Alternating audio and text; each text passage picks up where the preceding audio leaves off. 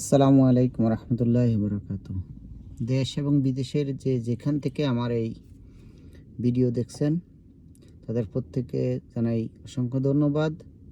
যে আজকে আমরা নির্বাচনী পরবর্তী সময়ে যে বিষয় নিয়ে আলোচনা করব সেটি হলো জামাতের কোন জায়গায় ব্যর্থতা, সে বিষয় নিয়ে আমরা ইনশাল্লাহ আলোচনা করব।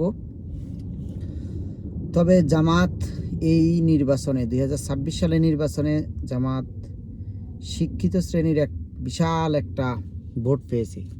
কোথায় ভোট পাইনি, কোন শ্রেণীর, এটা হলো আমার ব্যক্তিগত বিশ্লেষণ। এবং আমার এই ব্যক্তিগত বিশ্লেষণটা আমি সেই রুট লেভেলে এখান থেকেও কথা বলেছি ফোনে, এবং অন্যান্য মানুষদেরকে দিয়ে বলিয়েছিলাম যে ইনসাফ এবং ন্যায়ের মধ্যে ভোট দেওয়ার জন্য। সেক্ষেত্রে তাদের যে ফিডব্যাকটা পেয়েছি, সেজন্য আমার এই আলোচনা, যে আমি বুঝতে পেরেছি যে কোন অংশের মানুষগুলো জামাতকে ভোট দেয় নাই। সেটা হলো বাংলাদেশে অধিকাংশ মানুষই এখনও একটা ভালো ন্যূনতম যে শিক্ষার মান সেটা নাই। যে সকল মানুষ দিন আনে দিন খায়, এই শ্রেণীর মানুষ, এবং লোয়ার লেভেলের যেটা আমরা যদি বলি যারা কম আয়ের মানুষ, সেই শ্রেণীর মানুষের ভোট জামাত পায়নি।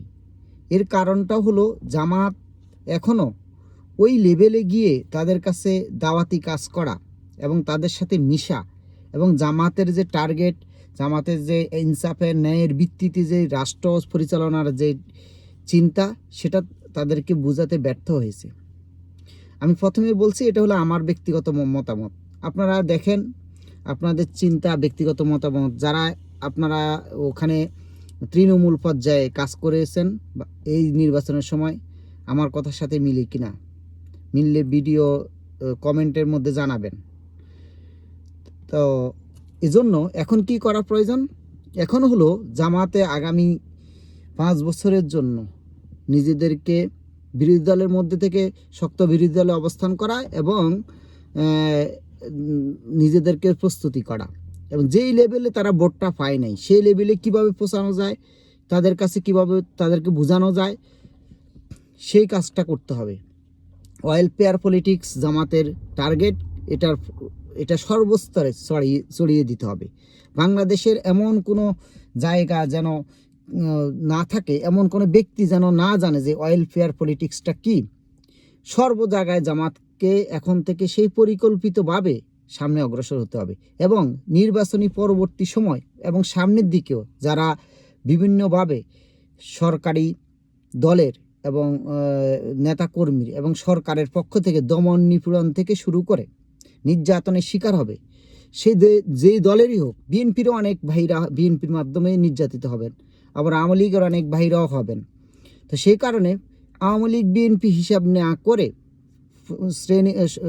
বাংলাদেশের মানুষ হিসাবে, আমার প্রতিবেশী হিসাবে তার পাশে দাঁড়ানো, তাকে আইনি সহায়তা করা, অসুস্থ হলে তাকে চিকিৎসার ব্যবস্থা করতে নিয়ে যাওয়া, এই জাতীয় কাজগুলো যদি জামাত করে থাকে সেই রুট লেভেল থেকে, তাহলে সামনে জামাত করে অলরেডি, কিন্তু অনেক জায়গায় বাংলাদেশের এখনও অনেক স্থান আছে জামাত এখনও এই জাতীয় কাজগুলো এখনও পুষতে পারে নাই বা যেতে পারে নাই।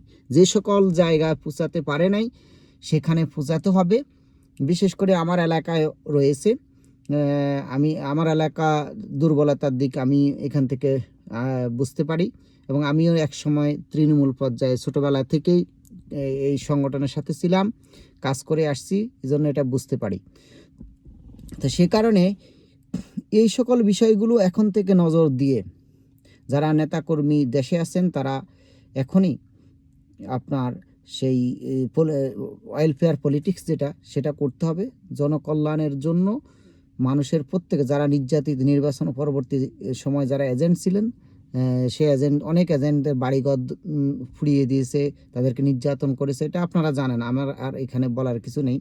তো আপনারা ওনাদের পাশে দাঁড়ান, যেন যে কোনো সময়, যে কোনো মুহূর্তে তারা যেন কোনো বিপদে না পড়ে। বিপদে পড়লে পাশে দাঁড়াবেন, অসুস্থ হলে তাদেরকে চিকিৎসা করানোর ব্যবস্থা করে দিবেন। যত ধরনের ওয়েলফেয়ার করা দরকার এই কাজগুলো করবেন। করলে আশা করি এই শ্রেণীর মানুষ যখন বুঝতে পারবে যে আসলে আমাদেরকে কারাই ইনসাফ এবং ন্যায়ের ভিত্তিতে বাংলাদেশ পরিচালনা করতে পারবে, কারা আমাদের আসলে আমাদের অধিকার দিবে, কোনো মুখের কথা নয়, বাস্তবায়ন করা হবে ইনশাআল্লাহ। সে কারণে এই দাওয়াতি কাজটা খুব ভালোভাবে সারা বাংলাদেশে ছড়িয়ে দিতে হবে। তো আশা করি সবাই এই কাজ করবেন, এই কথা উদাত্ত আহ্বান জানিয়ে আজকের মতো বিদায় নিচ্ছি। আল্লাহ হাফেজ। আসসালামু আলাইকুম রহমতুল্লাহি বারাকাতুহু।